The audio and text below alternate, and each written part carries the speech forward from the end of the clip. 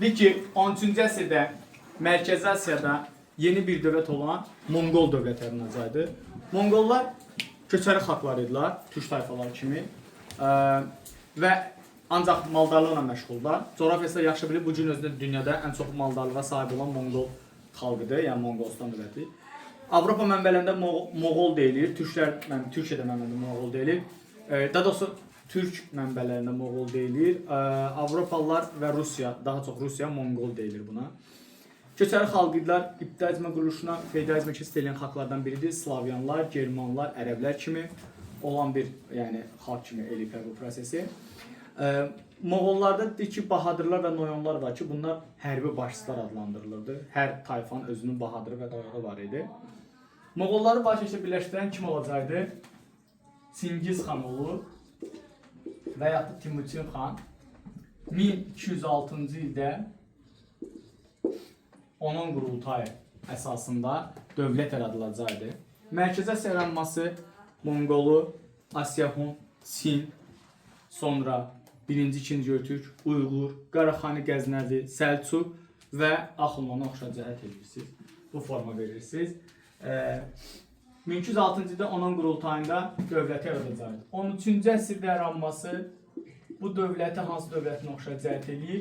Hülakilər dövləti, Elxanilər Azərbaycan, Qızıl Ordu Biləzdandan keçəcəm, Latin İmperiyası Bizans dərsində keçmişəm. Yəni bunlar da 13-cü əsrdən dövlətlər sırasına daxil eləyirsiniz.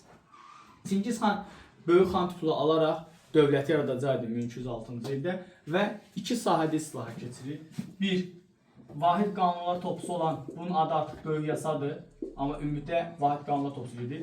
İki, hərbi islahat keçirir. Hərbi islahat 2 ola biləcəm. Böyük yasa vahid qanunlar toplusu. Vahid qanunlar toplusu yaratması Sinşuxandır, Aşoka, Mərzban ibn Məhəmməd.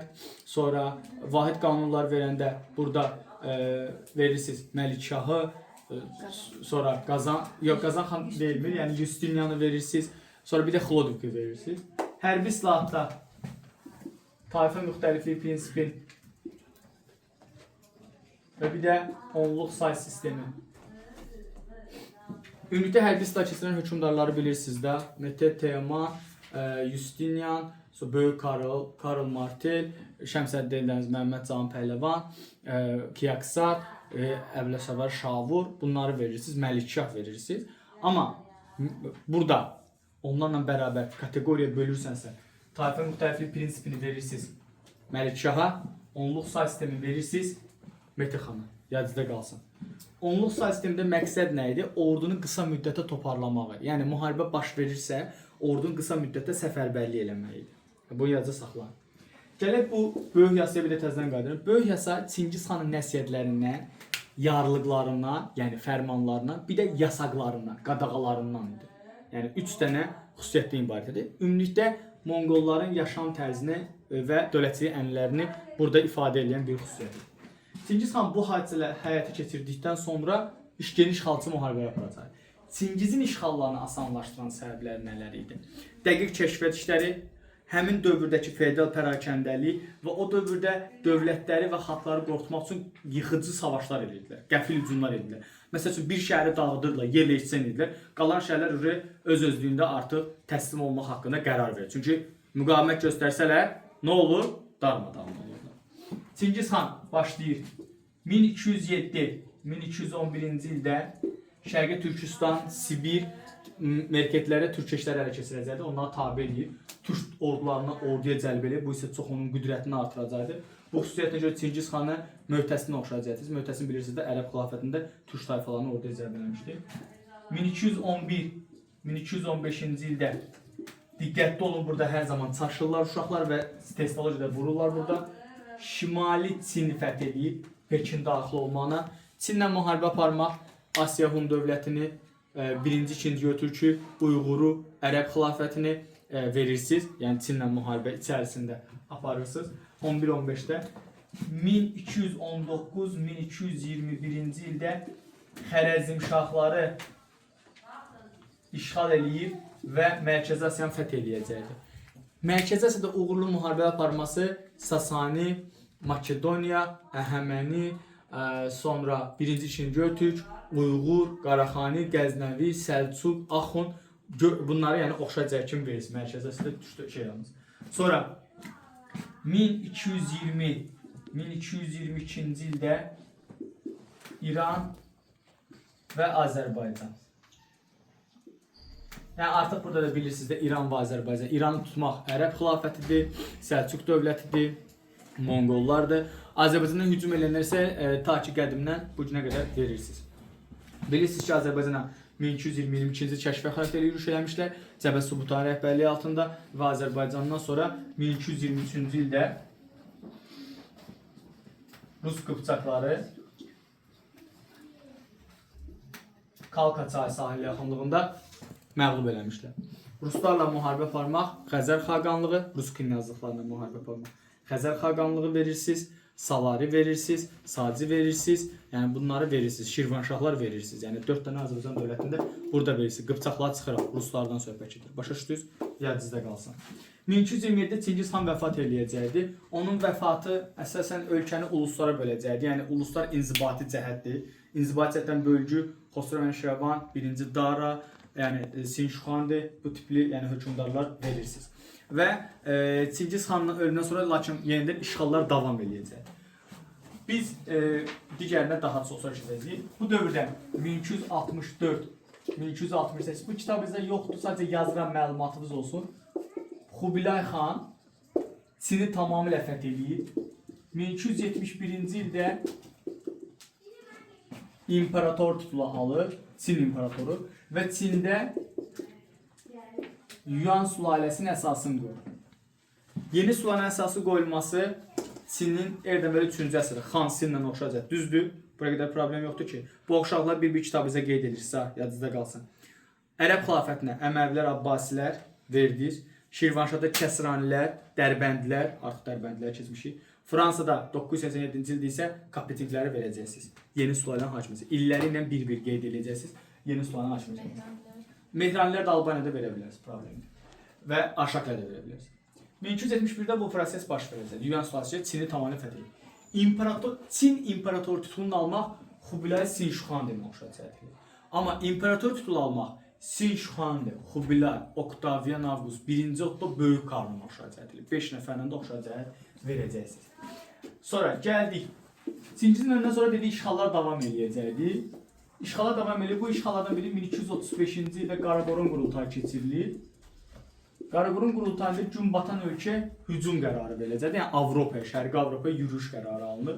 Bu yürüyüşə Çingiz xan nəvəsi Cuci nəslində olan, Çingizin oğlunun adıdır Cuci, Batır xan rəhbərliyi. 1235-də Qaraqorun qurultayına əsasən yola çıxacaqdı. 1240-da Kiyev şəhərini ələ keçirəcəkdi. 1241-ci ildə Macar çexləri məğlub eləyəcəkdi və Şərqi Avropanı, Bulqar dövlətini falan ələ keçirəcəkdi və işğallar davam eləyəcək. Lakin Böyük xanın ölümü, yeni xanın seçilmə məsələsinə görə bütün şəhzadələr orada iştirak etməli idi. Bu bir. İkinci, işğal etdiyi yerlərdə üsyandan baş verməsi. Üçüncüsü, xəstəliyin yayılması. Bunların hamısı əsgərlərin yorulması və digər məsələlər hücumları yaramsız dayandıracaq. Lakin Batı xan Böyük xan yolda olarkən Böyük xan seçildiyini eşidir, küsür, trip atır. Özü burada özü üçün bir dövlət yaradacaqdır. Bu dövlət Qızıl Orda dövləti və yaxud da Qızıl Ordu dövləti. Təqribi rəqəm 1243-cü il olacaq. Bu Batı xan dövləti yarandığı gündən etibarən Azərbaycan uğrunda hülakilərlə müharibə aparır. Bunu Azərbaycan tarixində keçmişik, bilirsiniz. Sonra gəldik Özbək xana. Özbək xan İslam dinini qəbul eləyir. İslam dinini qəbul etmək kimlə oxşar cəhətdir? Məhəmməd Peyğəmbər, Satürk Buğra xan, Səlcuq bəylə oxşar cəhət verirsiniz. İslam dinini qəbul edirsiniz, Qazan xanla oxşar cəhət verirsiniz. İslam dinini qəbul elədikdən sonra, bax buna nəticəyə diqqətli olsunuz. Nəticə burada əsasdır. Qızıl Orda türkləşmə prosesi başa çatır. Çünki Qızıl Ordu Şərqi Avropada yaranmışdır, bugünkü Rusiya ərazisində. Orada yaranan dövlət, ilk türk dövləti hansı dövlət? Xəzər xaqanlığı idi. Oradakı türk tayfalarla qaynayıb qarışacaqdı və türkləşmə prosesi başa çatacaqdı. Özbək xan dövründə dedi ki, türkləşmə prosesi başa çatacaqdı. Özbək xan bilirsiniz də Azərbaycan tarixində 1318-1335 yürüyüşləri olacaqdı Azərbaycana. 1835 yürüyüşləri olur Azərbaycana.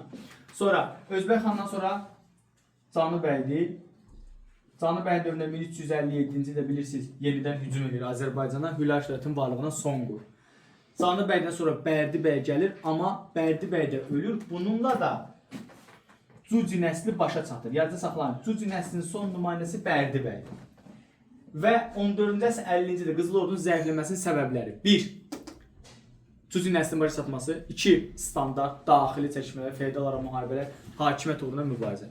Təbii ki, bu zəifləmələrdən istifadə edən Rus knyazlıqları aktivləşir. Çünki Rus knyazlıqlarına asla salmışdı. Rus knyazlığına asla salması Qızıl Ordunu Xəzər xaqanından oxşar cəhət edir. İkisini oxşar cəhət edir. Və Rus knyazlığına asla aktivləşdirəcəkdi.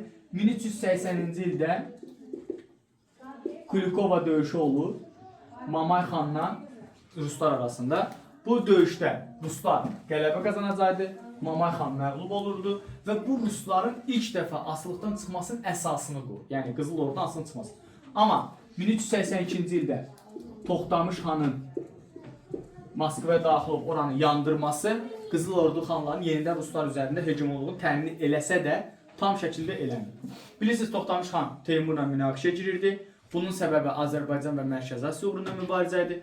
Bu mübarizədə 1395-ci ildə Terek döyüşü olacaqdı. Terek döyüşündə Teymur qələbə qazanacaqdı və Qızıl Ordu şərq vilayətdən itirəcəkdi. Terek döyüşünün zərbəsi Qızıl Ordunun bir növ belə deyək də çox böyük bir zəifləməsi səbəb oldu. Hətta o qədər zəifləyəcəkdi. 15-ci əsrdə ərazisində yeni dövlətlər yaranacaqdı.